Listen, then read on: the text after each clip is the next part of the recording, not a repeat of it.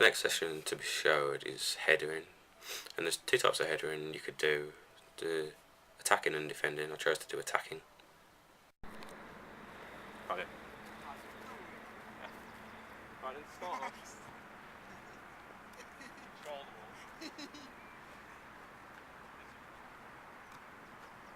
Throwing it to yourself, header, to your partner.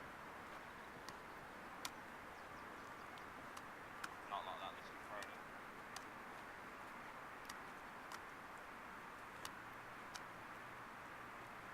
Aim to your partner's hands. Well done, Matthews.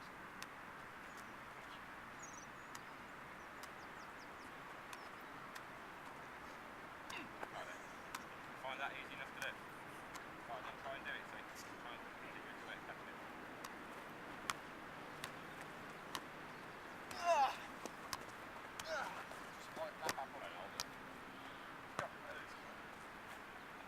That's a shout 3 minutes after the game.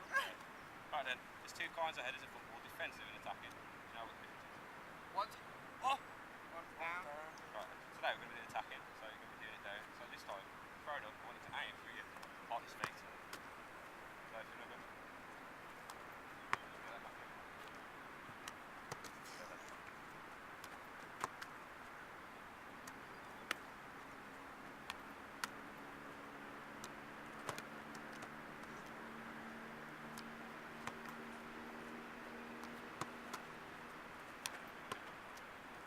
As you've already been doing, I'm not going to tell you anyway.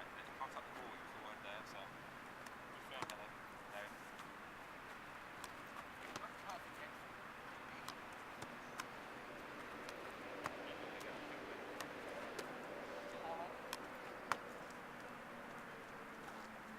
Try and get it to fetch just your foot and toe.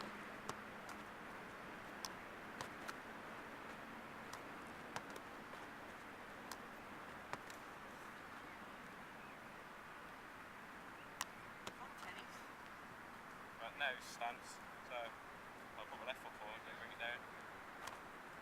Straight. Did you get that?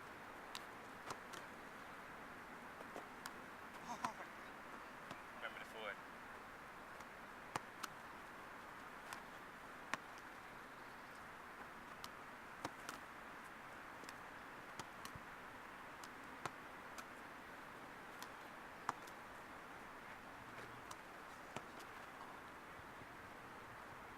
This time, to motivate power, or generate power, for yourself. Literally put your head through the ball, so you're putting a lot of power into the ball. Remember to use the forehead, try and control it, where you want it to go.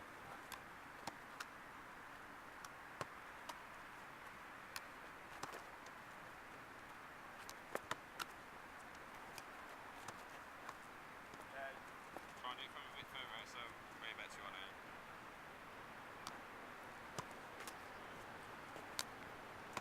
Is that harder to do to generate more power? Right, so That's a bit of a lot. 2 feet back in there. Try now.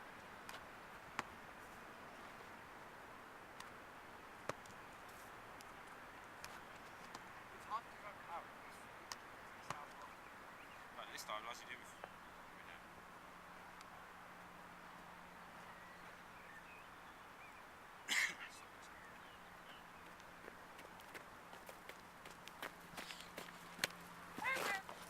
That's fine. While in this session, I decided to progress it on from just standing still headering and actually getting to move about while headering.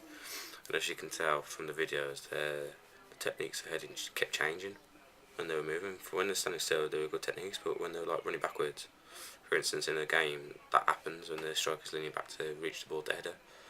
So I was just trying and getting used to into that mode, and also using the target. It gets them to think where they're actually aiming the ball at. The target I'm on about is when they're tapping the ball running backwards, I ask them to aim towards down at the person throwing the ball up, to aim for their feet. And when they're at the goal, to aim for the bottom corners. Yeah, kicks the ball in. Like that 4 minutes.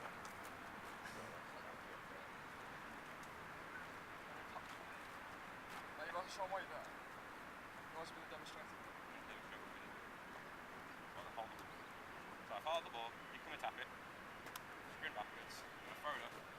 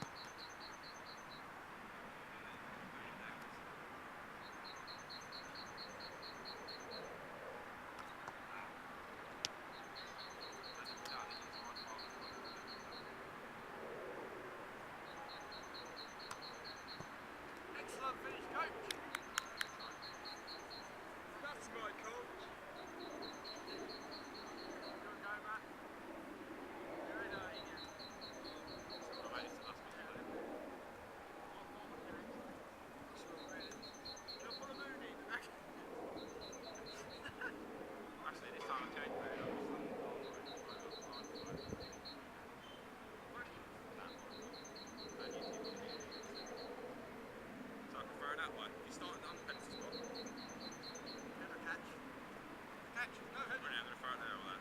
Okay, ready, go.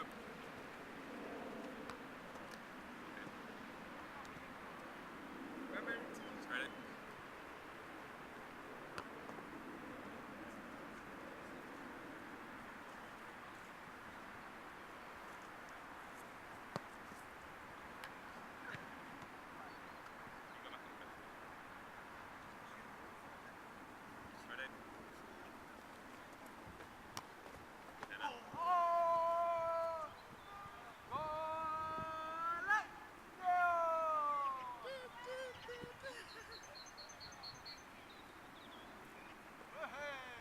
Ready, go. Go, ready. Stop. Ready, Matthew? Go. Okay. Try that again, from down to forward. Ready? 1, 2, 3.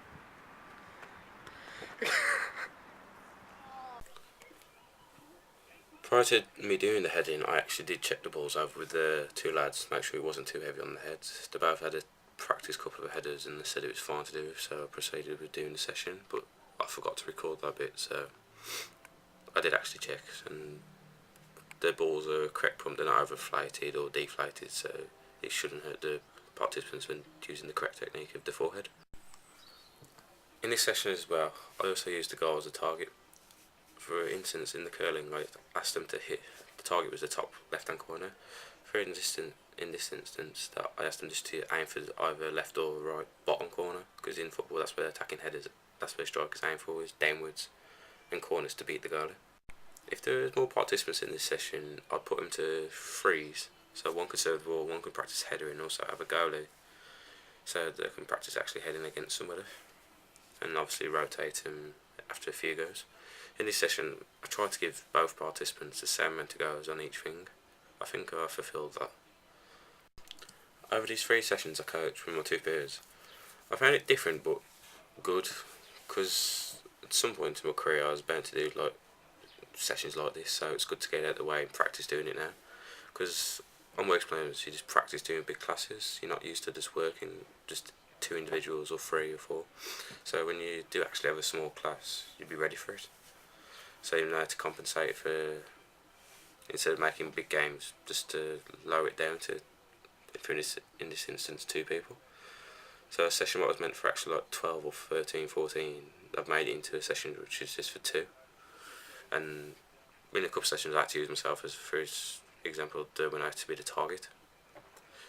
That happens when you don't have the equipment you need when doing sessions like this away from schools or football clubs. I was disappointed when I found out I didn't get the parents' consent for me to coach sessions in my work placement, because I feel that the sessions that I've showed you don't actually show my full potential of a coach, and doesn't show the abilities I have to deal with the different children's abilities and needs. I really enjoyed it when I was on my work placement because the amount of different kids there were in the class.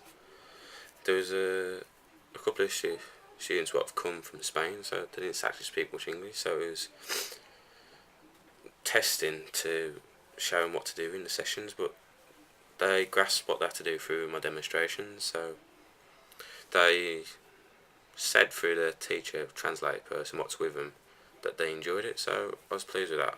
And I was pleased that I was able to, my demonstrations were clear enough for them to actually understand. Also, that it's just the kids' reactions when doing sessions, the laughter and that, it showed that they was enjoying it, and that in the sessions when questioning them about if they learnt anything, the feedback they gave was good. It was impressive that they picked up on, and it's an hour session, so I was really pleased with that as well.